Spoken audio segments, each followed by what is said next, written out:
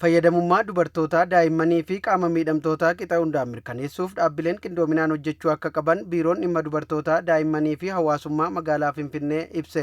Biirichi hirmaachisummaa dubartootaa qaama miidhamtootaa akkasumas namoota umuriin raaganii mirkaneessuuf hojiiwwan hojjetamuu qabu irratti hooggantoota seektaroota qindoominaan hojjetanii waliin marii geggeesseera. Hooggantuu itti aantuun biiroo dhimma dubartootaa daa'immanii fi hawaasummaa magaalaa Finfinnee aadde Gennat Qixaa'u biirichi fayyadamummaa dubartootaa daa'immanii qaama miidhamtootaa fi kanneen umuriin raaganii mirkaneessuuf hojiiwwan adda addaa hojjechaa jiraachuu himanii milkaa'ina hojichaafis mana maree qindoominaa gurmaa'insaa kunuunsa hawaasaa hundeessuun hojiitti galuu eeraniiru.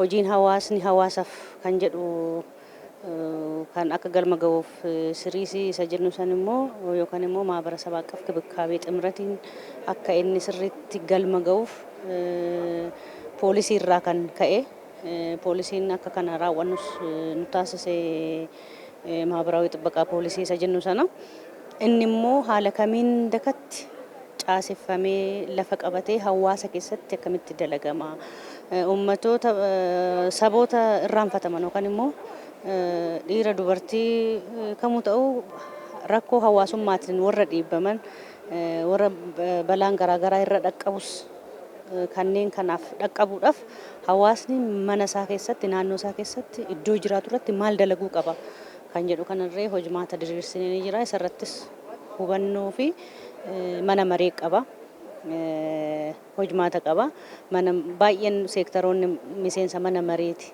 achi keessatti waan ta'eef isas haalan beekanii itti gaafatamummaa isaanii akka bahan.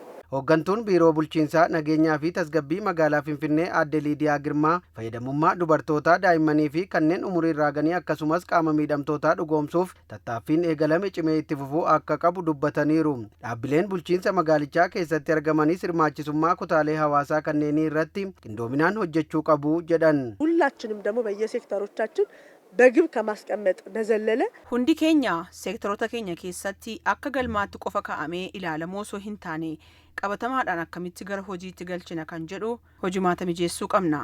Biyyi keenya Itoophiyaanis badhaadhuu kan dandeessu hundi keenya ida'amuudhaan tokko taanee hojjechuu yoo dandeenye qofaadha.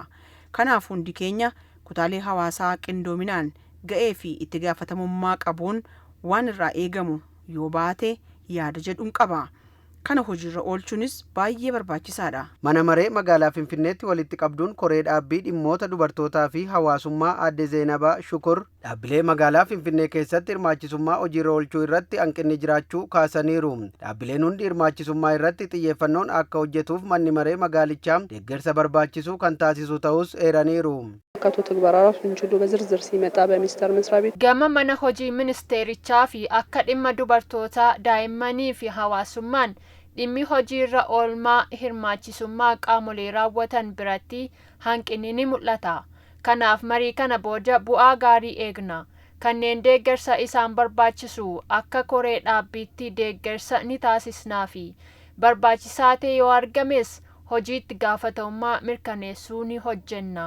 Sababoota garaagaraan lammiilee rakkoof saaxilaman itti dhiyeenyaan deeggaruuf manni maree qindoominaa gurmaa'insa kunuunsa hawaasaa hundaa'uun barbaachisaa ta'uu himameera.